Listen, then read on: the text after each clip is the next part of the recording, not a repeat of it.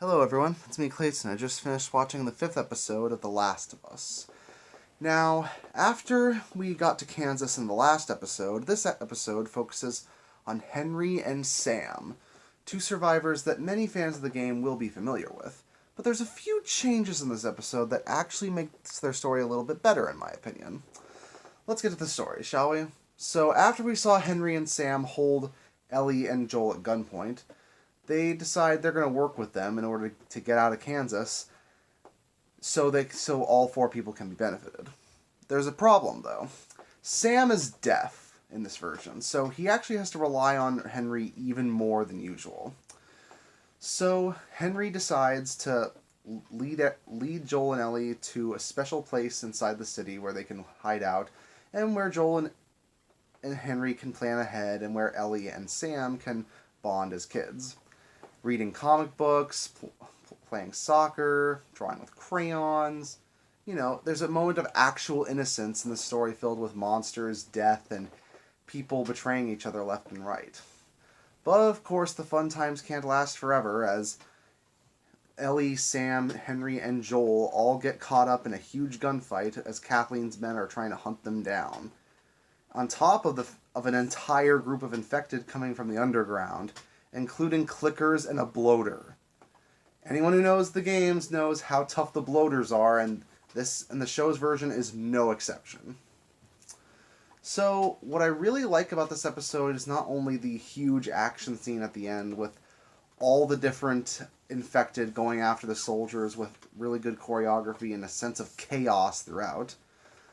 I also really like the story they tell with Henry and Sam. They were already examples of characters that felt like Joel and Ellie under a different circumstance, especially considering that Sam was so reliant on Henry to the point where there was no way he could have survived the whole way through. In this show, it's emphasized even more so because Sam has a disability that puts him at a huge disadvantage in a pandemic like this. He can't hear, so he has to rely on sign language to communicate with Henry and anyone else. And I really like how the ALS is handled here.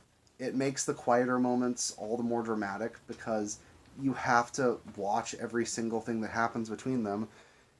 And even if the subtitles weren't there, you can still tell how the characters are feeling solely based on their movements and their facial expressions. And it really helps that both Henry and Sam's actors do a great job portraying their brotherly bond. You get the sense that Henry would do anything in order to protect his brother.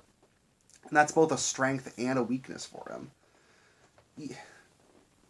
And you really want to make sure that both brothers end up alive, which makes their ultimate fate all the more depressing. But then again, that's been a common theme when it comes to the series. As far as Kathleen and Perry are considered, I think they work well as original characters. They don't overtake the story. They add a genuine antagonistic threat to the whole endeavor, and I even like how they tie in Kathleen's story with Henry's. We're given just enough information to understand what she's about and why she's doing what she's doing, and it actually makes this conflict matter a bit more in the grand scheme of things. Especially since we have 4 episodes left, and in the next episode it seems that Joel and Ellie are finally going to find Tommy. But let's see, speaking of brothers, we'll see how Joel handles seeing his brother again after all these years. See you next time.